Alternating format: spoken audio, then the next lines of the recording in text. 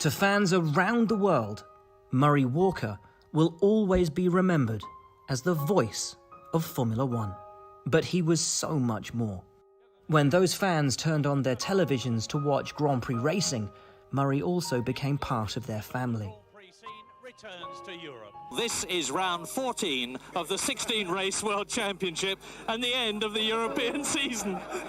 He was right there, watching with them, guiding them through F1's twists and turns, delighting in its dramas and larger-than-life personalities. Hey, look at that! How that and colossally, that's Mansell! That is Nigel Mansell! Even F1's future superstars fell in love with the sport by listening to Murray on a Sunday afternoon. Murray's mission was simple. He wanted to share his passion for motorsport, and it didn't matter if it had 2 wheels or 4. Murray just wanted to talk about it. He told the story of Britain's golden era of bikes, from Mike Hailwood to Barry Sheene. So when Murray arrived in Formula One in 1978, he already had a way with words. It wasn't only the years honing his commentary, but a career in advertising too, where he had an ear for catchy slogans. Remarkably, Murray had fitted broadcasting around his day job until he retired. Meanwhile, the dramas brewing in Formula One, both on and off the track, were the perfect backdrop for Murray's distinctive talents. Here was a voice to tell the viewer all about the magic and mayhem of this most dramatic of sports, and to tell it with genuine emotion and joy. You've joined us at a tremendously dramatic moment! My goodness, what excitement at Monaco! In 1980, James Hunt, the charismatic 1976 world champion, joined Murray in the BBC commentary box. Like most F1 teammates, there were moments of friction, and the pair had to share a microphone so they didn't both talk at once. But over time, their chalk and cheese pairing became one of Formula One's famous double acts. Murray, the pants-on-fire commentator, and Hunt, the laid-back but no-nonsense analyst. And Prost has yet to take his fellow Frenchman, René Arnoux, who says, the reason I'm going so slow these days is that I'm used to turbo cars, and these normally aspirated engine cars are a very different kettle of fish to drive, he says. And all I can say to that is bull. So anyway, there goes Arnoux. Many of the drivers Murray talked about on track seemed to adore him too. He respected all the drivers and told their stories with care and attention. Murray said no other driver gave him more drama to describe than Nigel Mansell. Murray providing the soundtrack as Mansell Mania swept Formula One to unprecedented levels of fandom in the United Kingdom. They'll both go out! And Mansell is furious! Nigel, first of all, will you carefully and slowly take your hat off? You've got an enormous bump on your head. Can you let them see it? I don't know whether. There you go. Right up there. Oh, I'm sorry. A family tie connected Damon Hill with Murray. He commentated on his father Graham Hill's own stellar career and followed Damon's from the start. And when Damon finally won the world title in 1996, the emotion was only too real. Damon Hill is the world champion of 1996, and I've got to stop because I've got a lump in my throat. Late in his career, Murray formed a formidable new partnership with Martin Brundle, the duo guiding fans through the early years of Michael Schumacher's dominant Ferrari reign. And when Murray retired from the commentary box in 2001, Michael happily agreed to one more interview with Murray to mark the occasion. Yeah, here we are. Here's Michael Schumacher. Oh, Michael. I'd like to thank you for all the job you have done for us so far. God, I don't know what to say. Michael Schumacher's just given me a bottle of champagne, which has been signed by all the drivers. Thank you very much indeed, Michael. Martin, bless you. Bless you. Murray's unbridled passion, his ability to immerse himself so deeply, sometimes led to the wrong words coming out, or at least in the wrong order. 3 lights, 4 lights, 5 laps. Pause! These verbal hiccups became affectionately known as Murrayisms. Perhaps it baffled Murray slightly that these peculiarities became, in their own way, another one of his hallmarks. It's the German Grand Prix in Hocken. Bernie, it's some 17 years since you bought McLaren. What do you remember best? I don't remember buying McLaren. For nearly 25 years, Murray Walker lent his voice to Formula One. And what he said always came from the heart. It was never work to Murray. It was never just commentating. It was simply telling the world about something he loved. And for that, the world loved Murray too.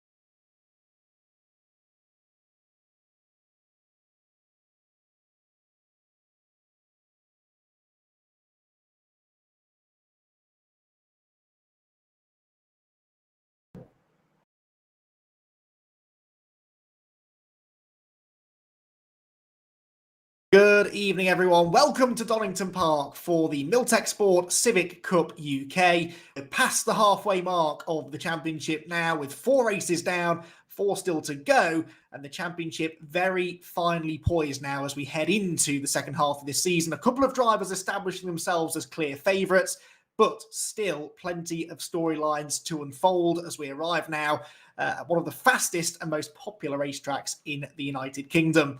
Andy McEwen up here in the commentary box, delighted to be joined by Dave Marshall to help talk you through tonight's events. And Dave, it's been a fascinating season so far, really, hasn't it? We've got Ryan Elliott and Dan Zelos really establishing themselves at the top of the tree championship-wise, but we are only halfway through, so still plenty of things that could happen. Yeah, pleasure joining you in the comms box here, Andy. And yeah, you're exactly right what you said. You know, we're halfway through the season.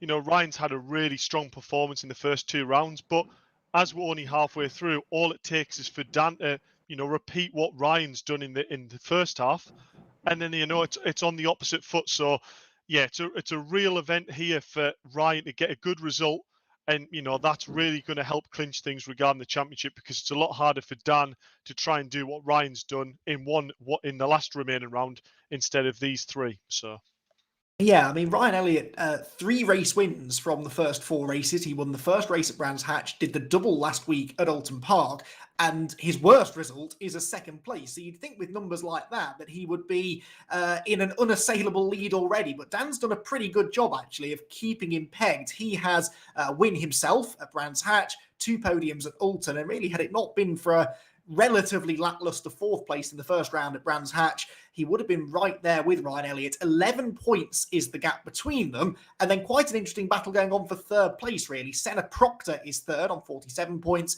with Scott Bugner, Matt Luff, Konstantin Kletzer, Robin Walters, Lewis Brown, and a whole host of other drivers, all within a dozen or so points of the top 5. So lots of championship positions still to be fought for. And a brilliant track to come and do it at, Dave, because the Donington Park National Circuit is, I would imagine, having never done it myself, but I'd imagine it's a really fun circuit to drive. What I do know is that it always produces good racing. There's something about this layout, isn't there, that just guarantees action. Yeah, it does indeed. You know, Donington's one of my favourite tracks. You know, it's fast. It's one of them tracks where there's quite a lot of runoff. So you go into the race knowing that, you know, if there's a little bit of argy and bargy and, you know, you get pushed a little bit wide, there's that safety in the runoff that you're not just going to, you know, plough it straight into a wall. I'm not saying it doesn't happen, but there's that little safety aspect. And it just allows you to take maybe a few more risks in the race than maybe you would at the likes of Alton Park or Croft. So yeah, it's a great track for racing action, but also it's an incredibly hard track to hook up in qualifying. So we see there Ryan Elliott's posted a 1:07.9. I believe that's the fastest time yet that's ever been posted on this server. So yeah, mega lap there by Ryan. Yet again, Dan Zelos there in 2nd place, giving him a run. So yeah, the 2 championship contenders already hammer and tongs in the opening rounds here. Yeah, it looks like being another tight pair of races between the 2 of them, but we could see some of the drivers maybe start to challenge. I mentioned Senna Proctor earlier on. He's had a couple of podium results himself. Matt Luff, we were watching there, got himself his first podium at Alton Park a week ago. There is Senna Proctor, flames spitting from the exhaust as he negotiates the final chicane and leads a trio of cars out across the start-finish line. Proctor is down in 6th place at the moment and will be looking to try and improve. Can't quite do that at the moment, though, so stays in 6th position, just ahead of Harry Ormerod and Kenny Press. But yeah, Senna Proctor, 6th quickest. Scott Bugner's up there, isn't he? 3rd fastest at the moment. And Scott still looking for his first podium of the year, isn't he? He's been top 5 contender all season long. But Scott Bugner, if he can round this session out in 3rd place, maybe that first podium might not be too far away. Yeah, you know what? He came into round 1 and he on the timing sheets, he was looking like a real contender for the championship, and unfortunately didn't have the best run out last round. But you know what? He's always been there on lap time, and I tell you what, if he can continue this form in this race, definitely don't rule him out for one of these wins. Yeah, only just under 0.4 of a second away from pole position at the moment is Scott, so I tend to agree. He should be a threat over the course of tonight's 2 races. Right, what can Senna Proctor do? This does look like being hopefully an improvement, certainly using lots of the track there as he rattles over the curbs through the Robert chicane and now breaks the timing beam once again. Can he improve on 7th? Yes, he can. And he goes on to the 2nd row of the grid. A 1 minute 8.241. Still 3/10 off pole position. He seemed to drop quite a bit there in the final sector. So maybe that aggressive run over the curbs wasn't the way forward. It's tempting, isn't it, Dave, to really run hard across the curbs there through the chicane. The same kind of down here at the Old Hairpin as well. You want to take as big a bite out of the inside of these corners as you can, but it's not always the quickest way forward. Yeah, there's definitely a sweet spot with that.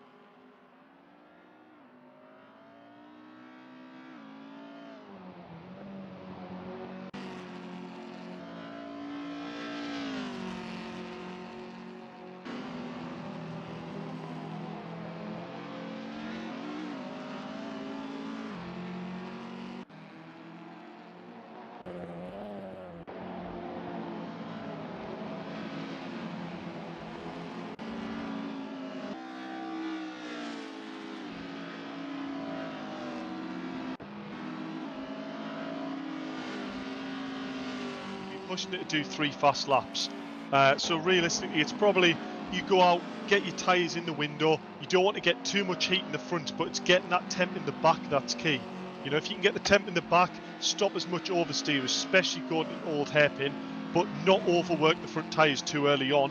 You know, you can get 2 to 3 proper laps, but you know, if you come in onto your 3rd lap and you get a little bit squirrely through the last chicane, in which you can sometimes do if you're pushing for that lap time, it's almost not worth then going for that 3rd lap. So cool it down, bring it back, and go out. So yeah, we can probably see maybe 6 really good short stints by drivers here.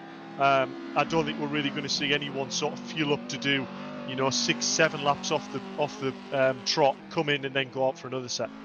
Well, Ryan Elliott will be glad that he's back out on track right now, because he's just lost pole position. Dan Zelos has gone quicker at 1 minute 7.874, so he's now got half a tenth in hand over Elliott, who has to dodge a slightly out of control Civic coming out of the chicane. Not sure who that was, but they thankfully get themselves out of the way. So Ryan Elliott then heads into Redgate Corner, using all of that pit exit there to get the widest possible line into the right-hander, and then gets the power down through Hollywood and down the Craner curve. So right on board then with Ryan.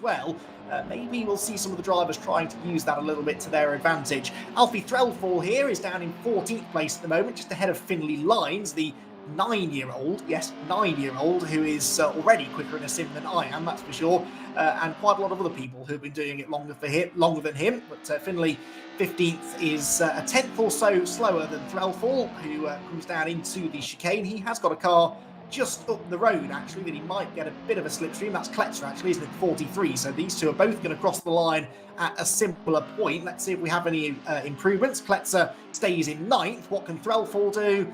Nothing. Stays in 14th as well. And we're now getting towards the end of the session, so we might...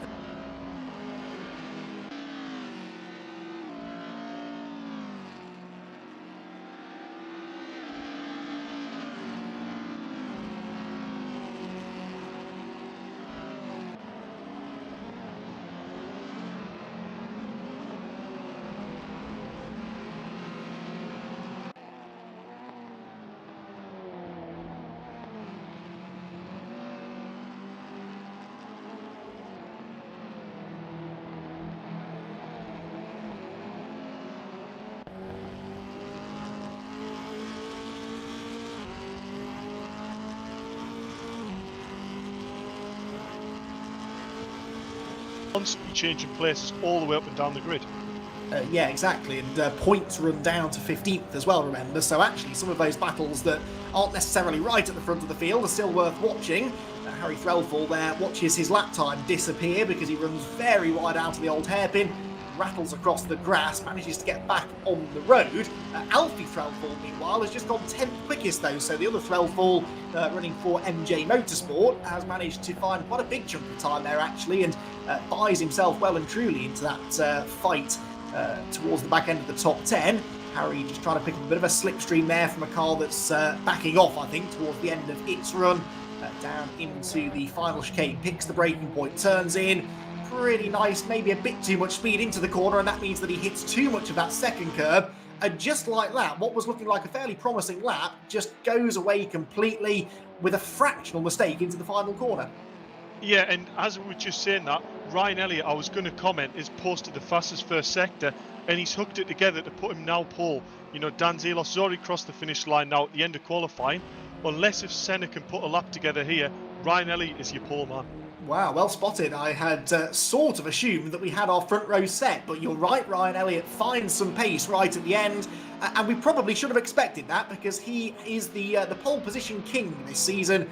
He has managed to claim pole position for both of the previous rounds at Brands Hatch and Alton Park, and it looks like he'll keep that streak going this week at Donington Park as well, by a very slender margin. Just 6/100ths of a second is his advantage over Dan Zelos in second place, Josh Martin third, and yeah, I think Senna Proctor is the last driver that's still on a lap, although I don't think it's a flying lap, so Senna likely to stay in fourth position, and Proctor, if he's going to become a part of this championship battle, really could do with taking a few race wins before too much longer. He is on 47 points, which is already 30 off the championship lead, and he does indeed bail for the pit lane. So there we have our grid then.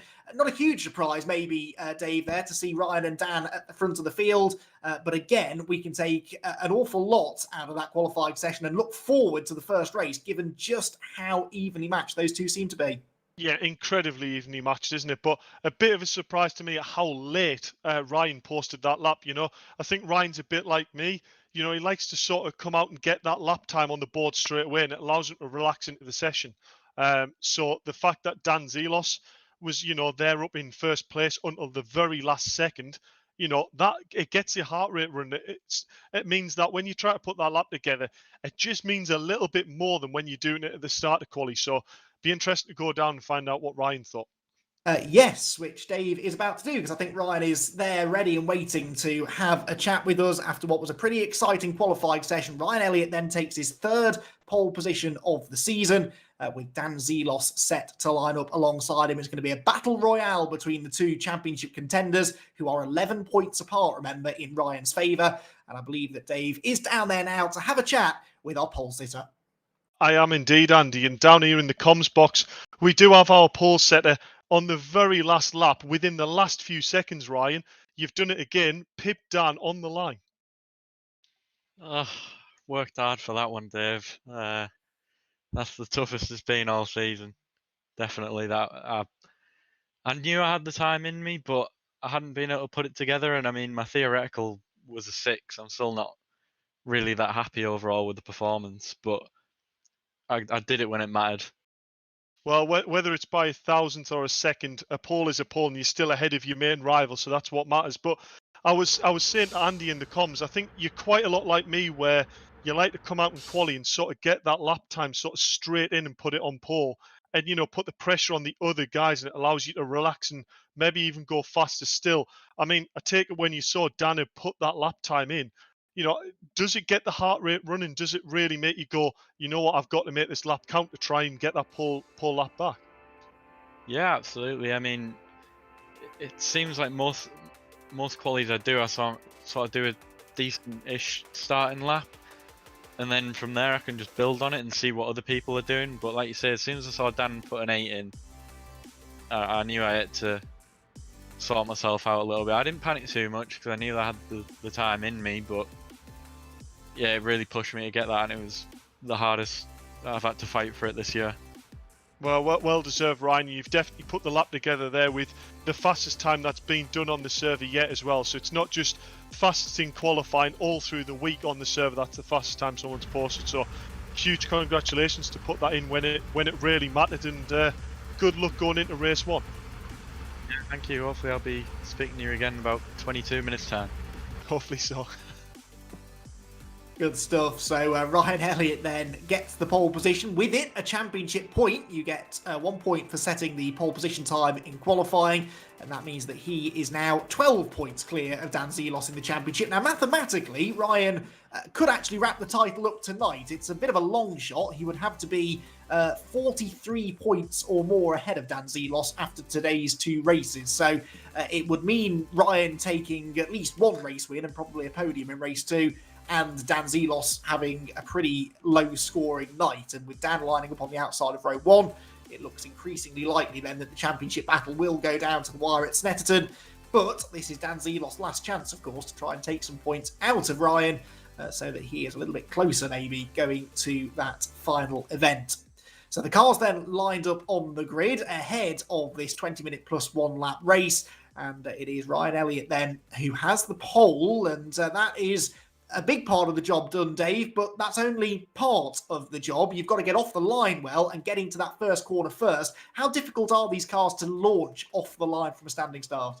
Yeah, so the launches are really important, but luckily these cars are, relatively easy in the grand scheme of things. It's sort of a case of, as long as you don't bog it and, you can kick it into gear quick enough, get the wheel spin to drive it away, and then just sort of blend the throttle in when you start to get a bit of traction. It's relatively forgiving, but if you get it off turbo off the line, you will be a sitting duck. But just reading the body language here, Andy, already, Ryan's there on pole. Dan Zelos has already got his lights on there.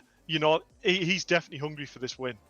Yes, well, Dan needs the win, really, doesn't he? From a points perspective, he does have that race win earlier on this year, where he beat Ryan in the second race at Brands Hatch. But yeah, another win now would get him a few points closer to Ryan Elliott. Let's see if he can do it then. The red lights are on. We're about to go racing for the first time tonight at Donington Park. Out they go, and it's a good start made by Ryan Elliott from pole position. Zelos is pretty well too. Both the drivers from the third row of the grid, Scott Bugner and Matt Luff, make good starts as well as they descend upon Redgate Corner. It's side by side for second place there. Josh Martin tries to stick his nose up the inside, and they're 3 wide in the background. It's Elliott with the lead, Zelos second, Martin stays third. Senna Proctor is level fourth with Scott Bugner as they come down the hill, and it will be Proctor that just about gets his nose ahead, with Bugner dropping into 5th place. Ormerod in 6th position. There's a car sideways on the inset look in the background, but apart from that, I think they all got pretty safely through the first few corners. Top 3 breaking away, and the real battle, Davis, for 4th place, diving on the inside. An inevitable contact is made, and that was Matt Luff, I think, who got tagged sideways. It is all kicking off in the midfield. Yeah, it was indeed, wasn't it? I think that was Harry going for a move on Scott, and the inside of that curve is incredibly aggressive. It's not necessarily like real life there, but all the drivers have been practicing on this track a week. They know what that curve's like. Yeah, and if you catch the inside of that, it really does hook and throw the car up in the air. As I think that was that a guy in the wall there? I believe that is Harry Ormerod, that span there coming out the chicane. Will it be a safe rejoin? I believe he's had a reasonably safe rejoin there, and it all continues mid-pack. That was odd. I mean, it could be a cold tyre incident maybe on the first lap. If he's taken too much curb, that wasn't cold tyres though. That was 3 cars trying to go for one bit of real estate into Redgate Corner. They all come out the other side, but they're still driving into each other. Kenny Press was one of the drivers in there. Nick Sutton is also involved in this battle, and they are all scrapping for positions outside the top 10. It's getting a bit rough and tumble in the early stages as people try to make progress. Contact again there as Mark Hughes is tagged sideways. Mark is actually inside the top 10 in the championship, so a bit strange to see him running down in 15th position. He may well, of course, have been delayed on the opening lap, as here, very familiar name, Rich Hayden, works his way up the hill into Coppice Corner, running inside the top 10. Is Rich doing a good job here, isn't he? Yeah, he's not doing bad, is he? Not for a veteran of the sport, and hasn't been in the seat for quite a while, I think you'd admit himself. So yeah, fair play for him to get up into the top 10, defended here from Mick Sutton. But Mick Sutton's looking fair racy here. I think he knows that Rich is maybe not holding his lines, maybe as consistent as maybe he should, and I think Mick Sutton will really try and take advantage of that. Actually, I think he's got the run down to turn 1. Yes, he has. They're side by side into Redgate, but I don't think he was actually able to make the move there, was he? No, he stays behind him as they drop through Redgate Corner then, so Rich stays in 9th position. At the head of the field, by the way, Ryan Elliott not really breaking clear here of Dan Zelos, just 0.3 of a second between the top 2. So Dan, in the early stages, is sticking with his championship sparring partner. Josh Martin is 3rd, getting away from Senna Proctor slightly in 4th. But there, look, is the battle at the head of the field, and this is the one that matters for the championship. Ryan Elliott, if he beats Dan Zelos in this race, Dave, you really feel that he's putting one hand on that championship trophy. It wouldn't be an unassailable lead, but at some point, if Zelos is going to beat him in the championship, he has to start beating him on the track as well. Yeah, you know what? This is definitely a case of, Dan needs to sort of, push forward, get through past Ryan quite early on in this race. And the sooner he can get past, it's not a good enough strategy, I don't think, for Dan to just get past, win the race with Ryan in 2nd. Dan needs to do a bit of work here. He needs to get in front, almost hold Ryan up and back him up into the grid to try and get some of them other people up behind him and maybe fight for the other podium spots, because 1st and 2nd, Ryan will probably be quite happy to just sit in 2nd behind Dan, because it's still really good points and the points gap won't really close that much. Yes, and we know that these two have pace on the rest of the field, don't we? Because they were about 0.4 of a second quicker than Josh Martin, who is 3rd in the race at the moment, in qualifying earlier on. So if they just continue to run single file, then they're just going to keep on pulling away from Josh Martin and Senna Proctor behind. Martin, I think, made a mistake there coming out of McLean's, and Senna Proctor was right on his tail as they went up towards Coppice Corner. The gap's grown again on the exit, so Josh Martin got away with that. On the inset, we're seeing still plenty of shenanigans in the midfield as drivers are banging wing mirrors as they go up the hill into Coppice Corner. It's a job to know where to look. This is where we're very grateful for this split screen.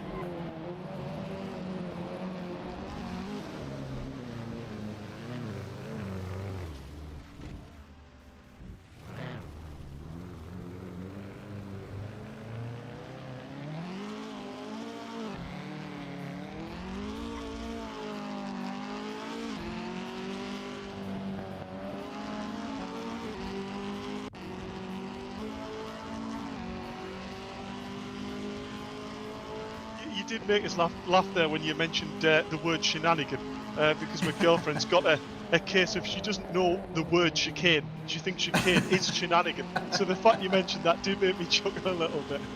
Well, shenanigans through the chicane here at Donington are a pretty common sight. I don't think that's the last time that we'll be mentioning that over the course of tonight's 2 races.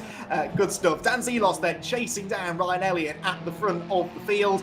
And again, this gap staying pretty constant. Good exit there from Redgate Corner from Zelos. Now, might this present an opportunity as they drop down through the Craner curves? You can't really overtake here, but if you're really bold, you can throw it up the inside into the old hairpin. Zelos opts out of that. Instead, he focuses on the exit speed and tries to make a run up the hill. But these are two drivers who are clearly very, very evenly matched in pace. I mean, the gap just isn't changing. It ebbs and flows slightly as maybe Elliott has a good corner and then Zelos has a better one the next time round, but it doesn't look to me as if there's anywhere that Zelos is massively quicker than Ryan, and that is going to make getting past Ryan pretty difficult.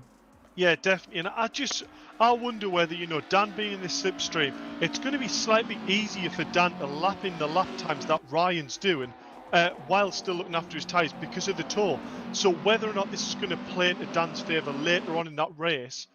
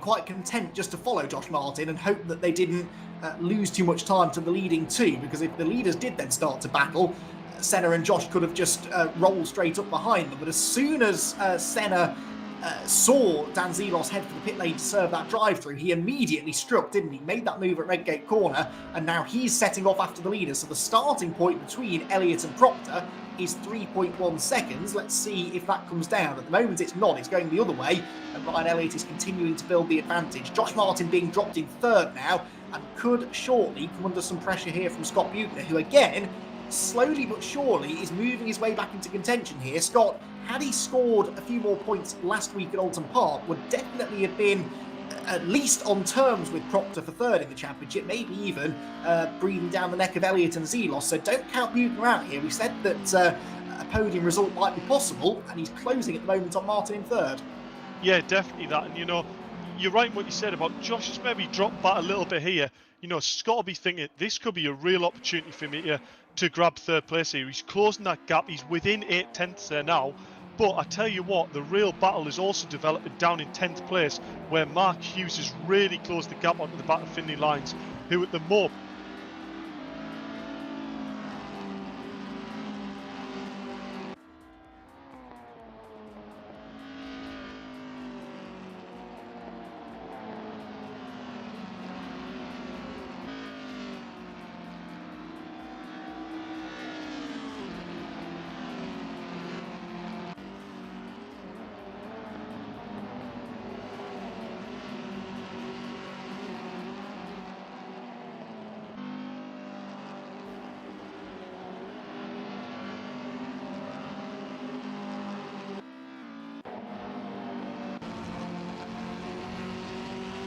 happened to Matt Luff, but Luff started towards the pointy end. He must have been off the road somewhere in the first few laps to have dropped outside the top 10. He's back into the top 10 now in 10th position, but having to defend hard because Mark Hughes and Finlay Lyons and Alfie Threlfall actually are not far behind. 4-car battle pack then heading up towards Coppice Corner, and Matt Luff, having got to the front of it, is struggling to get away. Finlay Lyons gets into the back of Mark Hughes. Finlay is getting a bit frustrated here, I think, isn't he, Dave? Because I think he's quicker than Mark Hughes. He's just trying to make the move as cleanly as he can. Again, not necessarily, well, there you go, what do I know? He drives straight into the back of Hughes at the chicane, but generally even, we're seeing a pretty mature drive here from Finlay. Yeah, I think it's exactly that. I think it was maybe just one or two little mistakes that Finlay made there that allowed Matt Luff and Mark Hughes just to close the gap. As we see Finlay go for the dive on Mark Hughes, there we go. That is a typical sort of kart manoeuvre, isn't it? Really late on the brakes, up the inside. Not quite running the driver off on track and exit, but basically not giving him any option to keep it around the outside and get a run on it. Finlay now up to 11th. You know what? I'm really impressed here, Andy. This is a really good drive by Finlay. And yeah, I tell you what, Alfie is really closing here. In fact, is he going to make it 3 abreast going up towards Coppice? That was pretty tight, wasn't it? He saw a gap, but it closed just as soon as it opened, and so he just about got his nose out before the door was slammed in his face. Mark Hughes trying now to come back at Finlay Lyons. This is important, remember, because as Dave said earlier,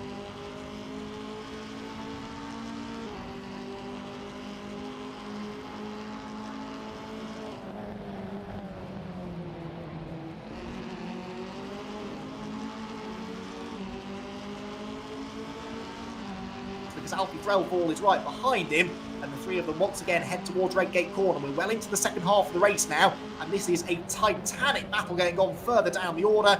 This is what we sort of teed up after qualifying. Oh, and a big hit there. Threlfall into the side of Hughes, gathers it together. Nicely done. He might lose 13th place to Ed Sibbald here, because Sibbald's coming down the hill with a lot more momentum than Threlfall after that moment. But yeah, this battle is fairly significant. It's no wonder, I guess, that they're really going for it hammer and tongs here. But sometimes you've got to realise, haven't you, when that gap is going to disappear. And I think maybe Alfie was a little optimistic there with that move.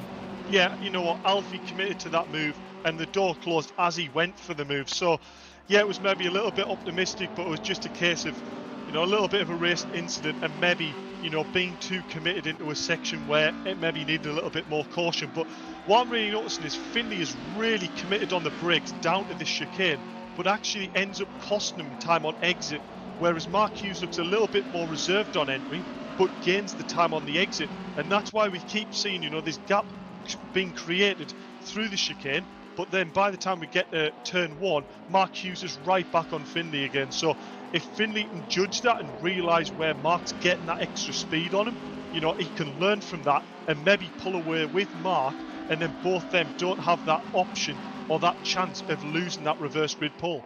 That's a really good point you make, actually, because it's very tempting to go charging into that chicane, but your exit speed is far more important than your entry speed, because you're not like, oh, never mind, Mark Hughes gets sideways. Not the best exit speed there from the old hairpin as he gathers it together, but he will lose another place now. 2 places, in fact. Both Sibbald and Threlfall go through, so Sibbald now has himself that magic 12th position. But yeah, the exit speed from the chicane is important because it leads onto the pit straight, and at the end of the pit straight is probably the best overtaking opportunity on the circuit, Redgate Corner. So you can carry all the speed into the chicane that you want. If you don't come off it very well, you'll always be vulnerable into the next braking zone. Mark Hughes then needs to just try and regroup now after that little moment that he had. Just got to wheel wide coming out of the old hairpin. We know he's got the pace to get back to the front of this group, but as the time ticks away, Dave, that red mist starts to descend, doesn't it? And there's a bit more desperation inside some of these cockpits just to try and make as much progress as they can in what is now a relatively short amount of time. Yeah, I mean, this is exactly what we were talking about. As we see there's Alfie running wide. There's already a position gained by Mark. And honestly, I'm watching Mark, and I think he's got the pace to really close up with this front pack, especially if they're starting a battle. But I was talking about this in qualifying, Andy, that you've got the battles at the front, the battles in the midfield, and then this battle for the reverse grid is always one to watch each round. As we see here, this is Finlay Lyons battling for 12th place.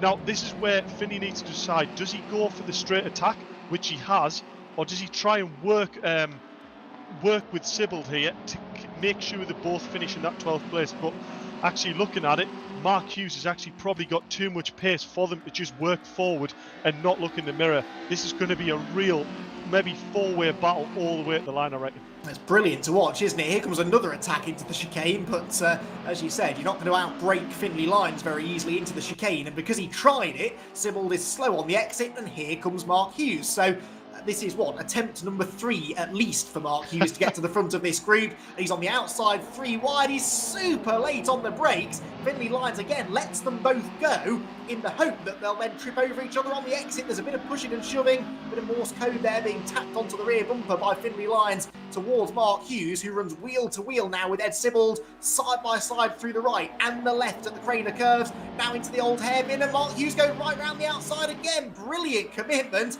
Finley Lyons, I think, had to really back up to avoid running into them, and he will lose a place to Alfie Threlfall. And these two are still side by side, and it all goes wrong at McLean's. There's contact. Hughes manages to hang on to it. No, he's in the gravel, and Sibbald will go back through.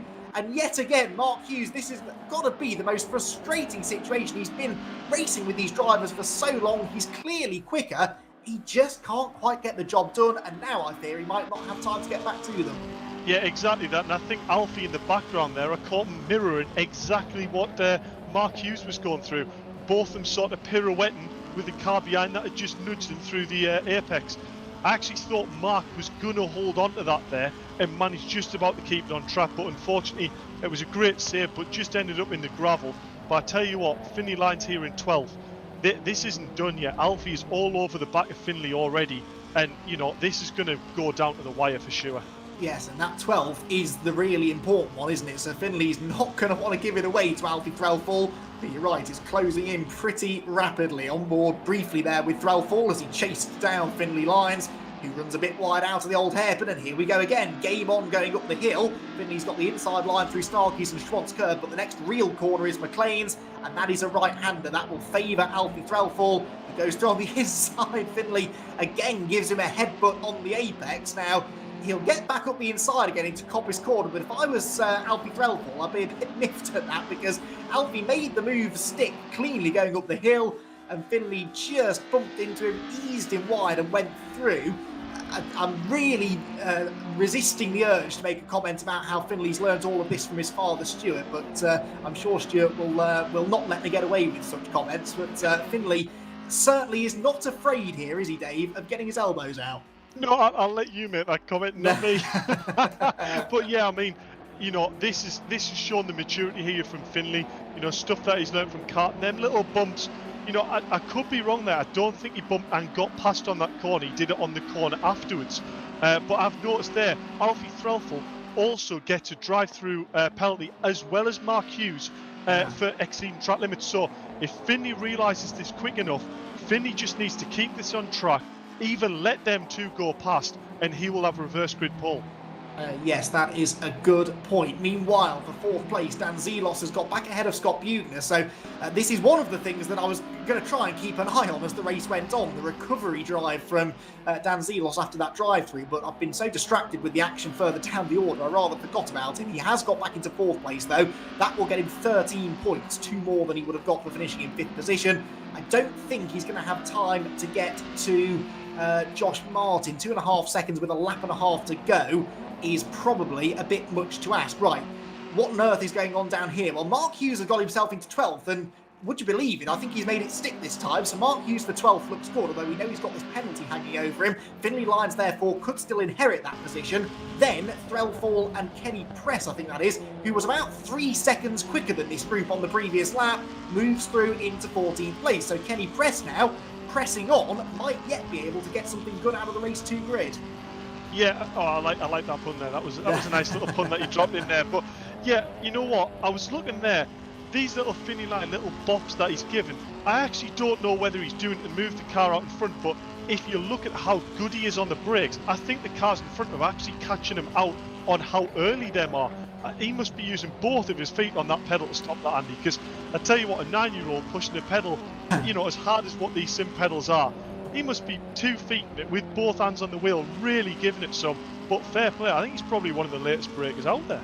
Well, that's one of the challenges, isn't it, though, is adapting your driving style to the cars around you. Finley knows how late he can brake for these corners, but if the cars around him aren't braking that late, then you sometimes have to modify your driving style, and he's now running wheel to wheel and modified the side of his car, I think, there on Alfie Threlfall's Honda Civic, as they both get sideways through the chicane. It's Threlfall that loses out. Kenny Press comes through now into 14, weaving around behind Finley Lyons, who's trying to keep him behind. Surely Kenny's going to have a dive at Redgate, but Finley is so good on the brakes that he manages to hang on. Right, we are on to the final lap. In fact, Ryan Elliott, I think, has caught us all out and crossed the finish line to take the checkered flag already. So Ryan Elliott and Senna Proctor have already got to the finish line. Josh Martin third, Dan Zelos in fourth, and Scott Bugner in fifth position. You can forgive us, hopefully, for focusing on the battling further down the order, because it was thoroughly entertaining. But Ryan Elliott does the business once again with the race victory, and I think the fastest lap as well. We'll get that double checked after, but he's certainly going to get 20 points for the win, the bonus point for pole position, and with Dan Zelos only fourth, will extend his championship margin quite nicely. Konstantin Kletzer has come home in sixth, there in seventh position. We have got Bolton and Rich Hayden will come home a very solid 8th position, just about a second ahead of Nick Sutton there in 9th. And Matt Luff will round out the top 10, so he'll be towards the sharp end of the grid for race 2. Ed Subble will be 11th, and Mark Hughes does get himself 12th on the road, but that is a provisional result for many reasons, which should be fairly evident if you're watching any part of that race. Good racing all round there, though, Dave. A brilliant result for Ryan Elliott. Just what the doctor ordered as far as his championship goes. Yeah, that was a real spectacle, that wasn't it? And I think you're right in what you're saying. I think we'll be a little bit forgiven regarding missing the fact that Ryan was actually on his last lap there, regarding the amount of action happening for the reverse grid pole. But yeah, great drive by Ryan there, wasn't it? He just got his head down, you know, a 5.2 second lead over Senna Proctor. You know, a little bit unfortunate that, you know, Dan Zelos missed out on that battle because he was running track limits. It'd be interesting to find out, you know, how close Ryan was to that track limit as well. But yeah, what a battle for the top 3. And if that's anything to go by going into race 2 is going to be an absolute storm as well. Yeah, looking forward to it already. So I hope everyone's going to stick around and watch that second race. With a reversed grid, we should see even more action than we just saw in race 1, which was certainly anything but dull. So the win then goes the way of Ryan Elliott, a really important one for his championship challenge. He was 12 points already ahead of Dan Zelos, and that gap will now go up, with Zelos finishing only 4th in the race. The top 3 drivers, though, I think are ready to have a chat with Dave on the podium. So let's head down there. Yeah, we're down here with the drivers, and in 3rd place we have Senna Proctor. Josh Martin, sorry. You know, it was a really great race. Senna just managed to pip you, you know, about halfway through that race. We didn't actually get that much screen time of you because of the battle that was going further back. But regarding, you know, your pace, you seem to really have it dialed in. And reverse grid's probably not looking too bad here, is it, Josh? No, it's looking good for the reverse grid. It was one of those. It was like Senna was like 8 tenths in front of me pretty much the whole race. Like he'd make a mistake, I'd gain a little bit, then I'd make a mistake and he'd pull away, and the gap just kind of stayed. I caught him a little bit, but not enough to do anything. But looking forward to the reverse grid. Yeah, I mean Senna was looking really strong as well. But is it any worry there that, you know, Dan Zelos is in front of you now? You know, he was definitely, you know, starting to close the gap back on the top on you top 3 towards the end of that race. Is it going to be a strategy, you know, to work with him to try and get through this pack, or are you going to, you know, play the option where you sort of get straight in front of him and try and make your own space? Him coming in the mirrors, he was catching us quite quickly. I think I'm going to see how the race goes, and judge it by when I get there if it's better to work with him or to get in front. Spot on, Josh, there, and great result in race 1, and we hope that you have an equally good race 2. Thank you. And we'll move on now with 2nd place finisher, Senna Proctor. Maybe a little bit of a relief to see Dan Zelos receiving the penalty there to get you up into 2nd and 3rd place. But, you know, fair play to you. You held the gap over Josh behind you, but just not quite enough to make headway in Ryan Elliott's lead, did you? Yeah, absolutely. Exactly like you say. I had given myself too much work to do after a bit of a poor qualifying, and then put myself on a final warning for track limits on about lap 3 or 4 of the race. So it was just a case of, instead of trying to go for the win and try and catch Ryan and Dan at the start, it was just make sure I get Josh and just bring the car home really, and hopefully don't have the usual race 2 curse and I can move forward. Well, hopefully so, Senna, and great result in race 1, and good luck for race 2, mate. Cheers, Dave. Thank you. And on to our race 1 winner, a pole and a first place. It's going all right so far, isn't it, Ryan? I mean, I can't complain this time because I did actually get the fastest lap. So far it's been perfect. Really happy with how it went. I drove well, didn't get any cut tracks. I think that was a problem for a lot of people there. It was a shame Dan had to drop down like that, but it's just how it goes. I'm sure he'll go forward quite far in this one, and hopefully just keep my nose clean, get myself to the front, and then take it from there. Really, just at this point, I'm just really focusing on points. Should have built out a little bit of a gap to Dan there, so just got to keep it clean. Yeah, definitely. I mean, track limits definitely played a part in that race. I mean, going forward, is track limits going to be a worry in race 2 when you're trying to fight through the pack a little bit more, or is your plan, you've got a good points lead now, Dan's only in front of you, are you just going to try and stay within reach him, or are you going forward and really pushing for this? If I can stay at least one position behind Dan, I'll be happy. I'm not going to go for any stupid moves. It's too late in the season to do something like that. But just keep myself clean, keep going forward. Just quick shout out. Thank you, Mad for Mini, as always. Mike, I know you're watching this week. Hopefully I'm doing the boys proud. Well, I'm sure you are, Ryan, and great race 1, and look forward to seeing what you do in race 2 from reverse grid. Thank you very much. Excellent stuff. Thanks, Dave. Good to hear from our top 3 drivers there then. Huge congratulations to them. Just to confirm then, it was a win for Ryan Elliott, Senna Proctor 2nd, Josh Martin 3rd, Dan Zelos recovered to 4th after the drive-through penalty for track limits. And I wonder if that might become a theme in this second race as well. We saw a few drivers getting pinged for that in race 1. Scott Bugner was 5th ahead of Konstantin Kletzer in 6th. Eric Bolton, Rich Hayden, Mick Sutton and Matt Luff rounding out the top 10, with Ed Sibbald, Mark Hughes, Kenny Press, Finley Lyons and Alfie Threlfall all provisionally at least inside the top 15 and scoring points. And all of this means that it's now a 20-point lead for Ryan Elliott over Dan Zelos. So that means that the one thing we can say with some certainty now is that even though that was Dan Zelos's joint worst result of the season, he will not lose the championship today. It cannot be won by Ryan Elliott in this race. The biggest points haul that he could have, or gap that he could have over Zelos after this race, is 42 points, and he would need 43, frustratingly, to be able to wrap it up with a round to spare. So it looks as though it's going to go down to the wire. And Dave, that's exactly what we want to see. We want to see the championship run right to the end of the season. But even if mathematically Zelos can stay within touch of Ryan Elliott, the advantage is still firmly in Ryan's corner, isn't it? So Dan has to produce something special now if he's to really bring himself back into this. Yeah, and you know what? We've seen drives from Dan in the past that has done exactly that.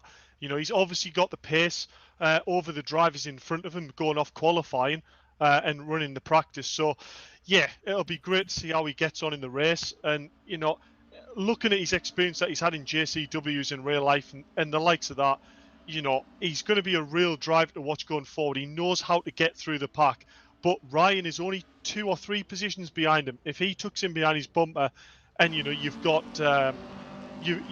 Dan making the gaps there in the grid, Ryan's just going to let him do the work and follow him through. As we say that, the race is already undergo.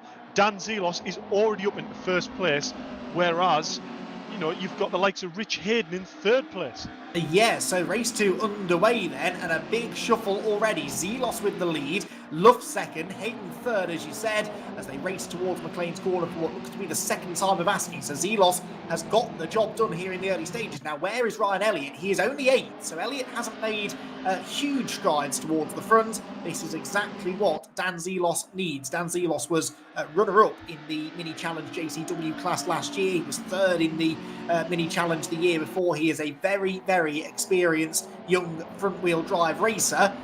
But behind him, there are some quick drivers coming as well. Look at that, Rich Hayden into second now ahead of Matt Luff. But Josh Martin in the green car in fourth place looks pretty racy as well. Josh Martin will definitely be looking now to try and get another podium. That one that he took in race 1 was his first podium of the year. And he, I think, now senses a chance for a second. Yeah, Josh Martin's also made some headway there, hasn't he? Not quite at the likes of Dan Zelos, but, you know, Rich Hayden here is holding on to second place. Matt Luff is looking very quick out the exit of the chicane, I must say. But Josh Martin is definitely not hanging around. I think Josh Martin's thinking, you know, there's definitely a position here where he can get forward, get past third and second place, and maybe try and push forward to get onto Dan Zelos's tail here. But, you know, looking at the form Dan's on, he is not hanging around, is he, Andy? He's up the road, he's away, hoping Ryan Elliott just struggles to get through this pack a little bit. Yeah, I mean, Dan Zelos has the pace to win this race, of that we can be fairly confident, but he will want to get as far away from this chasing group just in case. Of course, there's always a danger there could be a safety car, or maybe if he does end up exceeding track limits again, he might have another penalty to serve later. Let's hope that's not the case. Into the chicane, bit of contact there, I think, between Josh Martin and Matt Luff. So Matt Luff takes to the gravel, cuts the chicane, but he will definitely argue that wasn't really his fault. And now Josh Martin moves alongside to challenge into Redgate Corner. Goes to the outside on the way in. Again, flames spit from the side exhaust as the cars turn their way out of Redgate Corner. Still Matt Luff hanging on to third then. Martin fourth. Ed Sibbald is fifth. Ryan Elliott up to sixth now. I did spot that he'd gained a couple of places on the previous lap. Then it's Senna Proctor seventh. Konstantin Kletzer is eighth. Finley Lyons doing well in ninth position. And this, the battle for 10th, which ends in contact at, or nearly ends anyway, in contact at the Crane of Curves. That is not a place where you want to be making contact. Good car control, good reactions there from Scott Bugner to gather that together after contact from Eric Moulton behind him. Yeah, definitely. I mean, that in real life is definitely a brown suit moment, isn't it? Definitely down through Craners to receive a tap there. You know, that flat in real life is right on the edge moment to start with. Never mind getting a tap and putting it sideways through there. So, yeah, I think he's going to need a new suit after that one. Yeah, that was pretty ticey, wasn't it? As you say, normally that would end in a pretty large spin into the gravel trap and a trip to the dry cleaners the day after. But no, good stuff there from Scott Bugner. Gathers it together, then absolutely hammers the curbs through the chicane to close in on Finley Lyons. Meanwhile, for third place, Josh Martin moves to the outside of Matt Luff to challenge. Again, doesn't quite work on the way in. Tried to tee up the switch back there, but didn't quite time it right, did he? That's quite hard to do, actually. That wide line into Redgate to try and turn in tight and carry the speed off the corner is a great way of passing in principle, but if you don't judge it right, then that is what can happen. You end up driving into the back of the car in front, and thankfully, no major damage done on that occasion. Yeah, could be wrong. I think that was actually really smart driving by Matt Luff. I think you could see Josh was setting up the undercut, and I think he just slowed it down a little bit mid-corner, just to mean that, you know, it made it really hard for Josh Martin to carry any sort of speed to get the undercut. Josh maybe wasn't quite anticipating it, had nowhere to go other than the back of Matt, which then pushed him on, and then the move wasn't on. So I think that was a great drive there by Matt. Yes, and then Josh Martin had some sort of a strange issue and makes contact with Ed Sibbald. There was something not quite right there with Josh Martin's car. I looked up just as it was glitching around a bit, so I think he maybe had a connection issue, which dropped him back into the clutches of Sibbald, who went through, and then they made contact at the chicane. So Sibbald now actually ends up losing more ground. Ryan Elliott moves into the top 5, and Senna Proctor moves on to his tail to challenge as well. There's that customary little love tap as they go through Redgate Corner, as Senna Proctor just tries to lever Ed Sibbald aside. They're wheel to wheel through the Crane of Curves, and Proctor will have the inside line for the old hairpin. He should go through. He does go through, and both Senna Proctor and Ryan Elliott now starting to make progress. Yeah, it's a great move.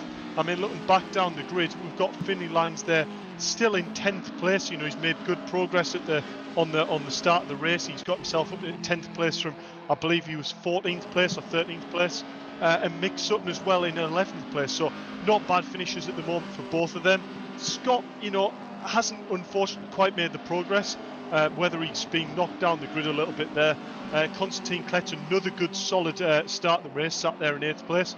But yeah, as you say, Senna Proctor and Ryan Elliott, I expect to see them almost working together here to try and get through. As we see, Mick Sutton is all over the back here of Finley Lyons. He tries to go up the inside, but we know how late Finley is on the brakes there. Mick maybe wasn't expecting how late that was, and you know, got Finley a little bit sideways, backed out of it, and that's allowed Finley just to get that little bit of a break again, and it's back Mick Sutton into this battle now going into turn 1. Yeah, Sutton under pressure now from Kenny Press and Eric Bolton, who I think is going to go through because, or nearly, because both of the cars in front just drove themselves off the road there. Both Mick Sutton and Kenny Press ran very wide out of Redgate corner, and that means they've dropped away now from Finley Lyons, who saved another big moment through the chicane. It's amazing how quickly it's become. I've become a little bit blasé about seeing Finley sideways. It happens so often now. I can't remember the last time I saw him go through the chicane and he wasn't sideways. At the start of the evening, that would have had me jumping out of my seat. But we know that he's got the car control to gather that kind of thing together. And Finley really wants to try and get this top 10. But as soon as he pulls out a gap, it just seems to disappear. I think he's lacking a bit of consistency as Bolton and Press make contact again. And Bolton goes through. I'm no professional racing driver, Dave, but I don't think that's how they describe overtaking at Coppice in the racing driver's textbook, is it? No, definitely not. And I think in the real world as well, a collision like that costs a heck of a lot more money than it does in the sim world. Maybe why, a few drivers chance a few more moves than you would in real life. But yeah, I think it's fair to say, I think you're fair glad it's not coming out your back pocket with these collisions happening on. I think that forget the money. The drivers have whiplash, I think, given how significant some of these bits of contact have been, but they're carrying on racing regardless. Bolton again muscles his way through at Redgate there, gets ahead of Mick Sutton, brings Kenny Press with him, so Bolton now goes 11th, Kenny Press 12th, and Mick Sutton in this familiar position, really, of taking one step forward and 2 steps back. He might gain one. Actually, no, Kenny Press ran very wide out of the old hairpin, didn't really lose too much momentum, actually, so Kenny stays in that 12th position. The driver that's really out of this battle, and shouldn't be, in my opinion, is Mark Hughes. He's 16 seconds off the back of the pack. Now, that's either a significant off, or he's been in the pit lane to serve a penalty. Bolton gets sideways all on his own this time as they go out of Coppice corner, and does indeed lose a position. But yeah, 1 or 2 drivers have clearly had some early delays as back towards the sharp end, the battling continues into Redgate corner, and Rich Hayden in second place is backing Matt Love into Ryan Elliott and Senna Proctor. Elliott gets a good exit from Redgate, goes through, and now we're starting to see some real progress being made by Elliott and Proctor. They are working together. Look, they're absolutely together on track, just as you suggested, Dave, and they're almost now both onto the podium. Yeah, exactly that. Ryan just made the gap there up the inside of Matt Luff, and Senna was like, you know what, there's the gap, he's made it for us, I'm following Ryan through. And you can almost tell there's a bit of that sort of understanding there. Senna was close enough to have a dive into old hairpin there, but instead tucked in, made sure they kept the momentum going up the hill and make sure that basically Matt doesn't have the chance to come back. But in saying that, they haven't dropped Matt here. He's still there, and especially with them catching on to the back of Rich Hayden here, Rich is not going to make it easy for them. So any sort of, momentum that they did have could be held up here, and Matt Luff might have a chance here to fight back for that place. Yes, he's really giving it some through the chicane there, right up on 2 wheels. But what a brilliant sight this makes. 4 cars absolutely together across the start-finish line. And Rich Hayden now has the fight of his life on his hands to try and keep Ryan Elliott at bay. Ryan will be aware here, though, that he's running in 3rd place, and that will still be good enough for him to retain a decent points advantage going into Snetterton. He's going to lose about 5 or 6 points as it stands to Dan Zelos, so it's not necessarily worth taking a big risk. Senna Proctor, though, has nothing to lose, goes up the inside and gets into the side of the championship leader. Ryan Elliott bounces across the grass, and I think Senna possibly backed off there to make sure that he didn't take advantage of that. Gives him another helping hand up through Schwann's curve. But Ryan Elliott is in quite a perilous position here. 3rd place on paper wouldn't be a bad result, but he's right in the hornet's nest here, isn't he? One false move from any one of these 4 drivers could spell disaster for Elliott's championship. Yeah, exactly that. And I think that was probably a case of, Ryan's, knows he's in quite a good place here regarding the points and where he's sitting. But, he caught up the batter Rich there, and he's wanting to take things a bit steadier, whereas Senna's on the opposite end of the spectrum. He's going, I can smell a good result here, I want a good finish. Come on, Ryan, I want to get through this pack.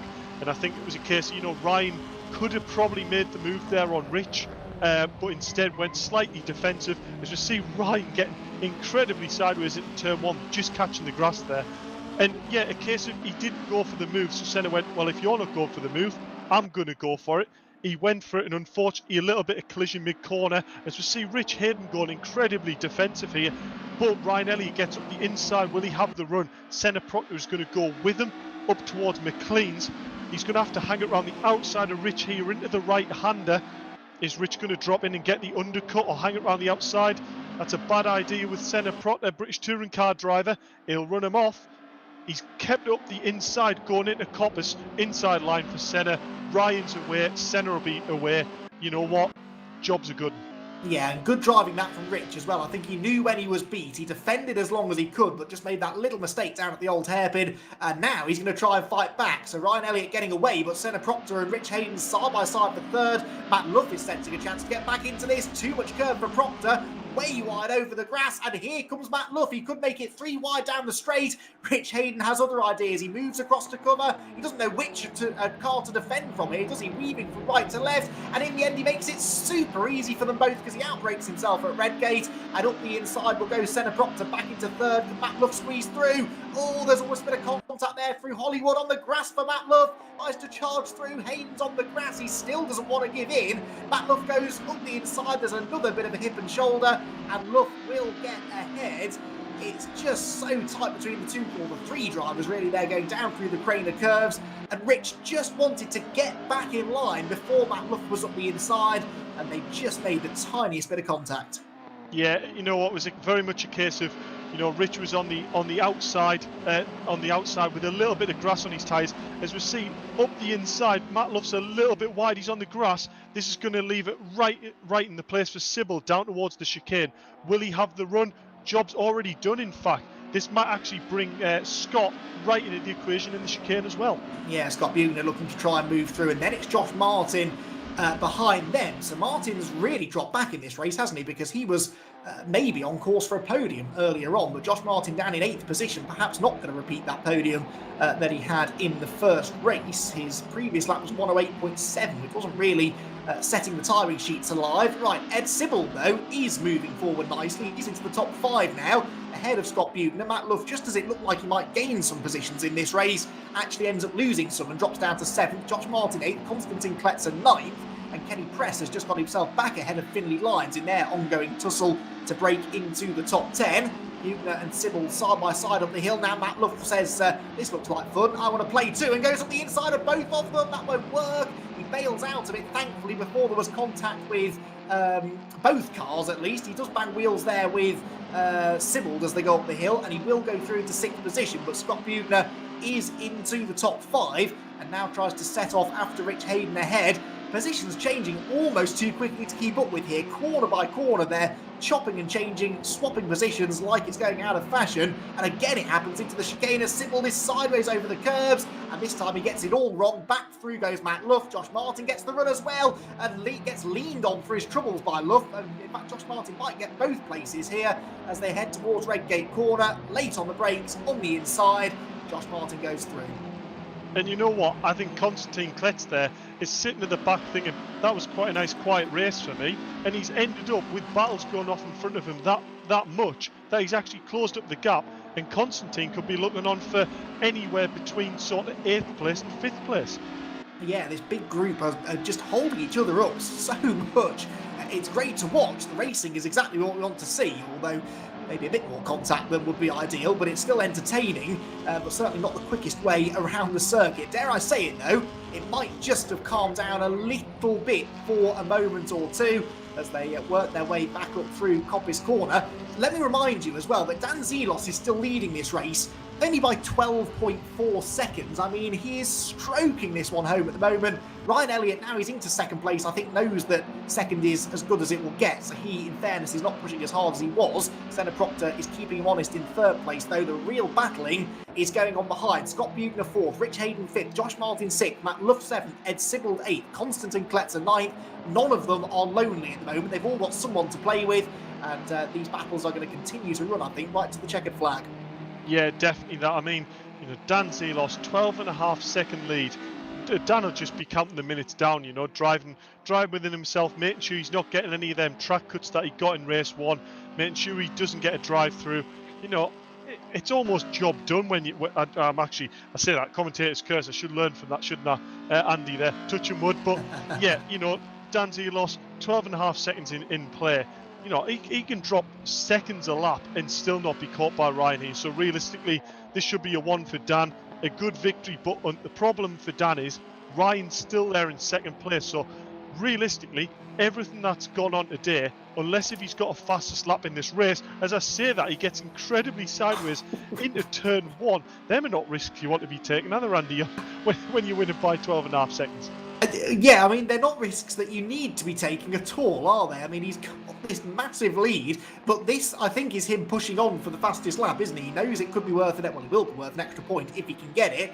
And with Ryan Elliott still perhaps under pressure from Senna Proctor, there is the chance here for Dan to take a few more points out of him before the flag, which is just over 2 minutes plus 1 lap away. We're into the closing stages of this enthralling second race of the night. This is the battle for 6th position. Josh Martin is, 5th position, excuse me. Josh Martin on the tail of Rich Hayden. So Martin coming back into this now. A podium might be out of the question, but a top 5, maybe even a top 4 could be doable because Scott Bugner is not that far up the road. He goes up the inside into McLean's, and that was a textbook overtake, a late jink to the inside. He got the car stopped as well, didn't run wide on the exit. That is about the best move we've seen all night. Yeah, I mean, you could tell how early he'd set that move up, hadn't he? He knew as soon as Rich Hayden jinked a little bit left, boom, there's the move in, up the inside, committed on the brakes. By the time that he'd done it, Rich was like, he's already up the inside, there's nothing I can really do there.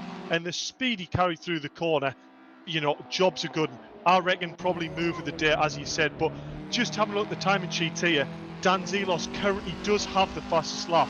And looking at the lap times, you know, drivers are lapping probably 0.2 to 0.3 off what the best lap is, or best lap they have done this race. So I think tyres are definitely off sort of their prime now to do a fastest lap. So as it stands, Dan Zelos with fastest lap, Ryan had the fastest one on the previous race, and then obviously Ryan had quali, which is an extra point. So after this standings, if it finishes the way it does, you know, Ryan's only extended his lead by 1, but more crucially, Dan Zelos hasn't made any headway into Ryan's championship lead. Yeah, exactly. So it's going to be much the same story, I think, going to Snetterton as it was arriving at Donington Park, maybe with Ryan a couple of points further clear with just those 2 races to go. But we've seen how close, let's call it, the racing can be in the midfield. So anything could still happen at those final 2 rounds in a week's time. Still want to tune in to see exactly what happens. Right, into the final couple of laps we go then. On board with Senna Proctor here, who is not quite able to live with the pace being set by Ryan Elliott, actually. A couple of tenths slower there, a quarter of a second, in fact, slower than Ryan on the previous lap. So first, second and third, fairly secure. 4th place is not though, because Josh Martin is quicker than Scott Bugner here. He's got 2 laps to try and close in, and on the previous lap, he was several tenths of a second faster. So there is Bugner in 4th position. Scott has a best finish this year of 5th place, and he's finished 5th 3 times, so I think he'll be quite keen here, Dave, to make sure that he doesn't make that a 4th 5th place finish. He will want this 4th place. Yeah, you know what, it's been a great drive by Scott so far. He's picked and chose his battles, and it's led to him, you know, managing to create that space, you know, get his head down, not have to look in the mirrors and open that gap. But as he said, Josh Martin here is charging, but the battle to really look for is further down the line. Finley Irons and Mick Sutton and Bolton here, you know, separated by about 0.3 of a second between the 3 going on to the last lap. That 10th, 11th and 12th, watch that. In fact, just as I said there's Mick Sutton up into 11th. Watch that constantly change between now and the end of this race. Yes, there they are. Look, they're up at McLean, so they've still got a lap and a half to go. The leader is already on his final lap, though, and probably isn't that far behind this group of cars. He'll be grateful it's not a 25-minute race, because then he might have to deal with lapping this bunch, and that is not a task for the faint-hearted. Here they come, side by side out of Coppice Corner. Finley Lyons just keeping this little gap over them in 10th position. Is Mick Sutton 11th, Eric Bolton is 12th, Harry Threlfall is in 13th, although that could all change. There's contact, and Sutton gets nerfed across the gravel, and as he rejoins, bangs into the side of Finley Lyons. So that was a little unfortunate. Finley did have a gap over this group, which has now disappeared. They go on to the final lap, but on the inset we can see Dan Zelos, who's coming into the final chicane and looks as though he's going to take his 2nd victory of the season. Race number 2 for the Milltek Sport Civic Cup UK at Donington Park goes to Dan Zelos The Mad for Mini Motorsport entered driver, the DZR driver, Dan Zelos, comes home to take his second win, and that is another podium, his fourth appearance on the podium this season. He keeps his championship hopes alive, although they won't be as strong as he would have liked them to have been. Ryan Elliott comes home second. That's the reason that Dan won't be too overjoyed at that result, because he only takes 3 points in the end, 4 points if you factor in the fastest lap bonus that he scored. 4 points out of Ryan Elliott. Senna Proctor in third. Scott Bugner held on to fourth as well. Good final lap there. He actually gained a bit of time back on Josh Martin. And then a big group across the line there. Rich Hayden sixth, Matt Luff seventh, Ed Sibbald eighth. Konstantin Kletzer with a pretty lonely ninth in the end. And then what is going to happen for 10th place? Well, they're side by side. Finley Lyons sends it into the chicane. Surely he didn't get the car stopped. No, he didn't. He's going to lose 10th at the line, and he might lose more as well, because Eric Bolton's not far behind. It's Mick Sutton that comes home in 10th position after a last corner error for Finley Lyons. He was super committed on the brakes and just overshot a little bit and ended up losing 10th on the run to the line. It's Lyons then 11th, Eric Bolton 12th. Threlfall in 13th, Kenny Press 14th, and it will be Mark Hughes, who again is a little bit of a lackluster, easy for me to say, 15th place for Mark after being one of the stars of the show in race 1. And now we can breathe. That was all pretty exciting, wasn't it? Dan Zelos with a 12.7 second win, but Dave, that really doesn't tell the full story. It really doesn't, does it? I mean, it would be great to get an insight from Dan of how he managed to get through the pack that early on into the race. You know, he charged all the way through to first place. What was it? Within the first 4 minutes of the race, I believe it was, Andy. So, yeah, incredible performance there by Dan. Still got his lights on, so that tells you what he was thinking during that race, head down. But, yeah, great result by Ryan Elliott, and see Senna Proctor on the podium again. You know, it's shown the real driving of them three lads up the front.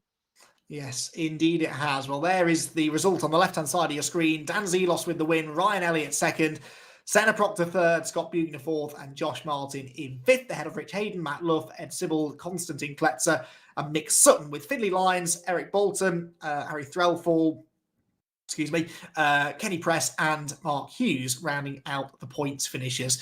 Right then, lots to unpack after a pretty dramatic 6th round of the Milltek Sport Civic Cup UK. Let's head down and have a word with our top 3 finishers.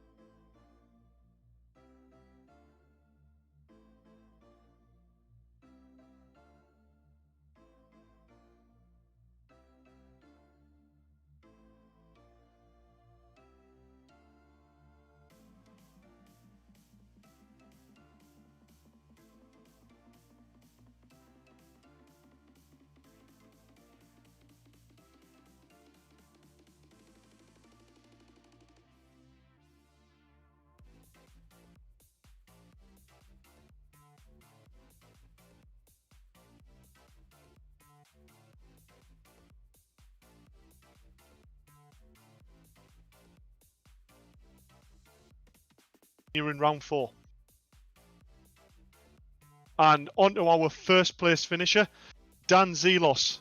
Not the race 1 that you wanted with the drive-through, which unfortunately took your battle from Ryan, but definitely the race 2 you wanted. You seem to come through that pack like a hot knife through butter, so you can't complain with that one, can we, Dan? No, I can't. I think I was in the right place, the right time on a couple of occasions, like Ryan said. But I really wanted to show off the pace that we had in race 1. That getting that drive-through was a bit of a kick in the teeth. I was struggling a little bit with lag, with computer issues. This is my my racing driver textbook coming out for excuses here. But well, you're learning them, Dan. Though you've gone from real world. You're also doing the sim world now. You've got to expand that book of excuses, and you've got quite a few more in the sim world. You'll realise. Exactly. Well, I tried to take a voiding action from Ryan in race 1, and I ended up doing track limits, and that got me my drive-through. So I'll put that down to my excuse. But no, I needed to prove a point in race 2. I think Ryan should be a little bit more upbeat after that one. We've got 2 races left for me to overtake him now, which will be very difficult. Ryan's turned up to every race and come out with a result. I don't think he's been off the podium yet, has he? I don't think so. It'll be a tough last 2 races, but I'm up for the challenge, and the Civic Cup is proving that anything can happen. So let's see what we can do. Yeah, well, it's been great to see you through that race. To be fair, you didn't actually get that much airtime because of how far out in front you were. But yeah, hopefully you'll be back with us in round 4. And with the pace that you've got, it's definitely going to be a championship battle to watch. So we'll look forward to seeing you then, Dan. I won't give up. Thanks, Dave.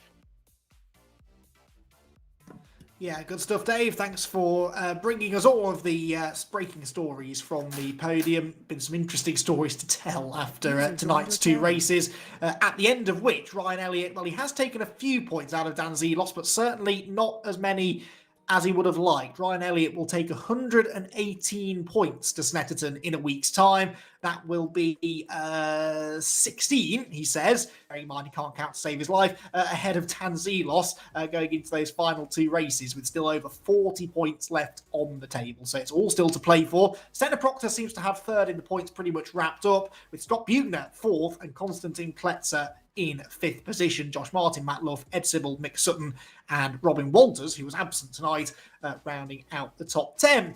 And that is about your lot for tonight's races here at Donington Park. It's been a really entertaining pair of races, Dave, hasn't it? Some great stories to come out of it, some brilliant racing. And Ryan Elliott, well, he didn't sound overjoyed with 2nd place in that 2nd race, did he? But I think when he reflects upon the way tonight's gone, he can't really have that many complaints. Yeah, I don't think you can really complain at all. I think, when he reflects on the race and that's happened today and where he's sat in the points relating to the championship, I think he'd be thinking, you know what, going into round 4, I'm actually sat in really quite a comfortable place, and we don't need to stress too hard about it. But obviously, with the news of Murray Walker, in the past couple of days, I thought it was a fitting tribute to put a little intro into our stream there. And yeah, I think it definitely says something, doesn't it, Andy, when a legend status is given to a person when unfortunately they pass away. But I think Murray Walker very definitely had that legendary status before that happened, and that's a very rare thing to happen. So yeah. Yes, it's been quite the week, hasn't it? I mean, the word legend is thrown around with a little bit too much willingness, I think, at the moment. But where Murray's concerned, no doubt about it, it is the only word you can use to describe him. And we will all miss him very, very much. I know myself, like pretty much every other commentator out there, were massively inspired by him when I was young. And without hearing and enjoying his commentary as a kid, I might not be here talking tonight. So yes, we will all miss Murray Walker, and we will continue to think of him as we move forward. That being said, really enjoyed tonight's pair of races. Been great covering the Milltek Sport Civic Cup UK. And don't forget that you can join us in a week's time for the Championship Decider. Same time, same place at Snetterton will be the venue for the final 2 races. Either Ryan Elliott or Dan Zelos will be champion, but you'll have to tune in a week's time to find out who. For now, though, from myself, Andy McEwen and Dave Marshall here at Donington Park, thank you very much for joining us, and we'll see you again next time.